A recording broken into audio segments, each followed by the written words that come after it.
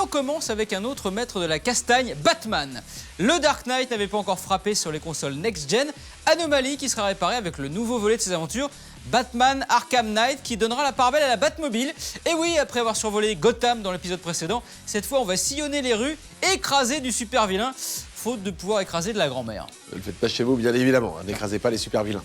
Alors le jeu n'est pas pour tout de suite, hein, mais Logamix, bien évidemment, si, avant tout le monde, parce que nous aussi on a des super pouvoirs, avec le pouvoir de vous faire kiffer par exemple. Allez hop, Batman envoie ta toile d'araignée. Non, ça c'est Superman. Pardon.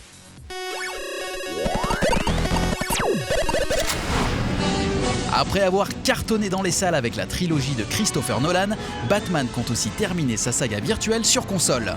Après 3 épisodes de grande qualité, ce qui est relativement rare pour des jeux à licence, Batman compte bien nous faire ses adieux en grande pompe dans Batman Arkham Knight sur Next Gen. Cet épisode marquera d'ailleurs l'arrivée d'une star longtemps attendue, la Batmobile. Librement contrôlable, en plus de vous permettre d'arpenter le bitume de tout Gotham, elle promet des possibilités dévastatrices.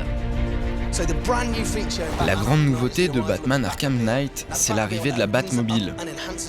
Elle ouvre des possibilités à Batman dans de nombreuses situations. Vous pourrez la conduire dans la ville et écraser les criminels entre 2 burn-out, insufflant la peur dans le cœur des malfrats de Gotham City. Vous pourrez aussi vous éjecter de votre siège et continuer au vol en utilisant votre grappin. Enfin, vous aurez aussi des missiles immobilisants pour stopper les véhicules ennemis et interroger leurs chauffeurs afin d'en apprendre plus sur ceux qui se trament en ville.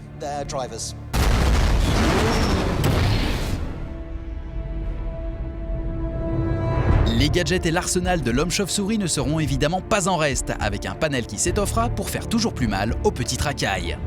Nous sommes toujours à la recherche d'améliorations au niveau des gadgets de Batman, pour que le joueur se sente comme le Dark Knight. Nous avons évidemment étoffé l'arsenal avec des armes non létales plus sophistiquées. Il y aura également différentes sortes de grappins, de pièges, mais aussi des améliorations exclusives à la Batmobile. Enfin, qui dit Batman dit aussi quelques grands méchants charismatiques et le retour de l'un des plus terrifiants. La mort du Joker à la fin de Batman Arkham City a été un véritable choc pour les fans.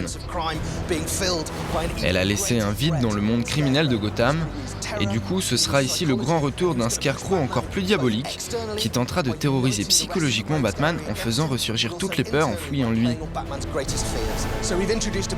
Nous avons intégré un tout nouveau vilain dans cet opus, le Chevalier d'Arkham. Il va mettre Batman à l'épreuve.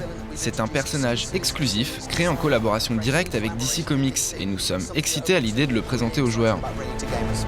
Pour sa dernière virée dans les rues de Gotham, le Chevalier Noir devrait envoyer du lourd. Rocksteady devrait nous en dévoiler davantage très prochainement pour ce titre qui débarquera pour le mois d'octobre prochain chez nous.